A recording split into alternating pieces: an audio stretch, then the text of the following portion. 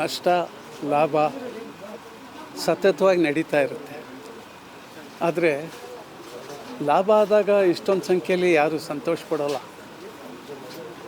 ನಷ್ಟ ಆದಾಗ ಎಲ್ಲರೂ ದುಃಖವನ್ನು ಹಂಚಿಕೊಡ್ತಾರೆ.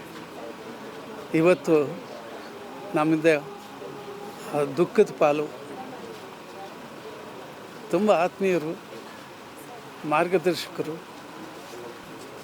ಸೋಲು ಮತ್ತು ಗೆಲುವನ್ನು ಎಲ್ಲವನ್ನು ಸರಿಸಮಾನವಾಗಿ ತೆಗೆದುಕೊಂಡಂಥ ಒಬ್ಬ ಧೀಮಂತ ವ್ಯಕ್ತಿ ಅಂತ ನಾನು ಹೇಳೋಕ್ಕೆ ಇಷ್ಟಪಡ್ತೀನಿ.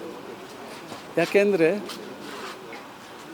ಒಬ್ಬ ಹಾಸ್ಯ ನಟನಾಗಿ ಬಂದು ಬಹಳಷ್ಟು ಸಮಯ ವಿಶೇಷವಾದ ಒಂದು ಸ್ಥಾನಮಾನ ಗಳಿಸಿದವರು, ಕರ್ನಾಟಕದ ಕುಳ್ಳ ಅಂತಲೇ ಹೆಸರಾದವರು. ಅಷ್ಟಕ್ಕೆ ಸೀಮಿತ ಆಗಲಿಲ್ಲ. ಸುಮಾರು 51 ಸಿನಿಮಾಗಳನ್ನು ನಿರ್ಮಾಣ ಮಾಡಿದ್ರು.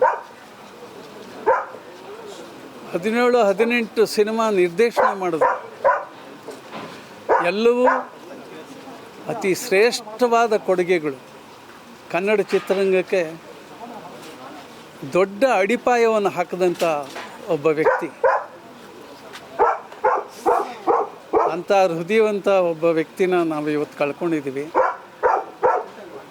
ನಮಗೆ ನೋವು, ಜೊತೆಗೆ ಅವರಿಗೆ ಒಂದು ಒಳ್ಳೆಯ ನಮನವನ್ನು ದರ್ಶನ ಪಡೆದು ಅವರ ಆತ್ಮಕ್ಕೆ ಶಾಂತಿಯನ್ನು ಕೋರಬೇಕು.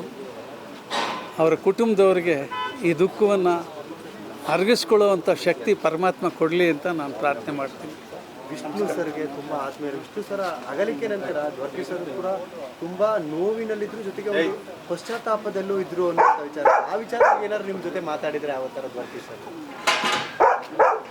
ಅವರು ಮಾತಾಡಿರ್ಬೋದು, ಮಾತು ಎಲ್ಲರ ಬಗ್ಗೆನೂ ಆಡ್ತಾರೆ. ವಿಷ್ಣುವರ್ಧನ್ ಮಾತ್ರ ಅಂತಲ್ಲ.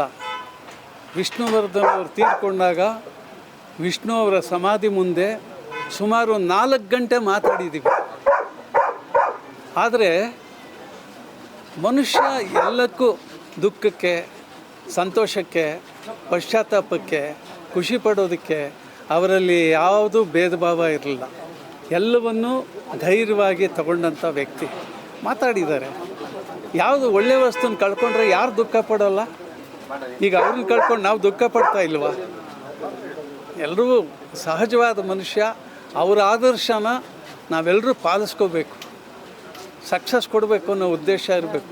ಸಿನಿಮಾ ಮಾಡೋದು ದುಡ್ಡಿಗೋಸ್ಕರ ಮಾಡಲಿಲ್ಲ, ಪ್ಯಾಷನ್ನಿಂದ ಮಾಡಿದ್ರು. ಸಿನಿಮಾ ಪ್ಯಾಷನ್ನಿಂದನೇ ಸಕ್ಸಸ್ ಆದರು.